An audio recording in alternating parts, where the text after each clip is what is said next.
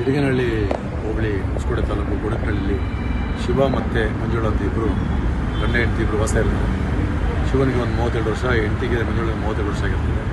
ಅವ್ರ ಮಕ್ಕಳಿಗೆ ಒಬ್ಬ ಚಂದ್ರಕಲಾ ಅಂತೇಳಿ 11 ವರ್ಷ, ಇನ್ನೊಂದು ಉದಯ ಸೂರ್ಯ ಅಂತೇಳಿ 5 ವರ್ಷ ಹುಡುಗ ಆಗಿರ್ತದೆ. ಮಕ್ಕಳು 7 ವರ್ಷ ಆಗಿರ್ತದೆ.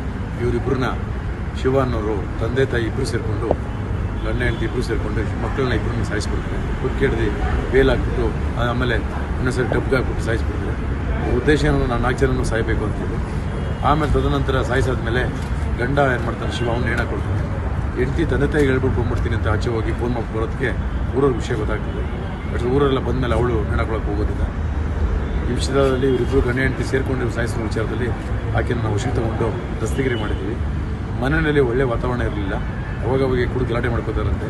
ಸಲಿಗೆ ಸಣ್ಣ ಪುಟ್ಟ ಸಾಲುಗಳು ಇತ್ತು ಅಂತ ಹೇಳಿ ತನಿಖೆಯಿಂದ ಗೊತ್ತಾಗ್ತಾ ಇದೆ. ಇದರ ಬಗ್ಗೆ ತನಿಖೆಯನ್ನು ಕೈಗೊಂಡು ಮುಂದೆ ಏನು ನಡ್ತದೆ ನೋಡ್ಕೊಂಡು ಹೇಳ್ತೀವಿ.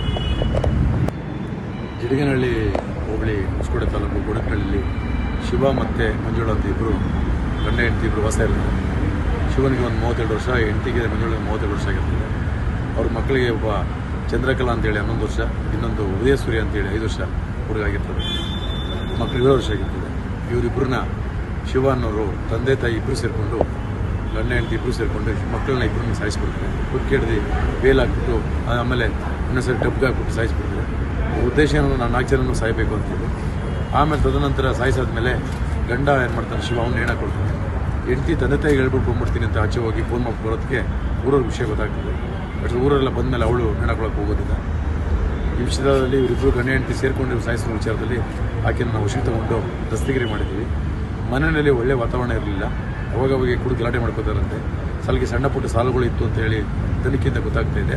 ಇದರ ಬಗ್ಗೆ ತನಿಖೆಯನ್ನು ಕೈಗೊಂಡು ಮುಂದೆ ಏನು ನಡ್ತದೆ ನೋಡ್ಕೊಂಡು ಹೇಳ್ತೀವಿ.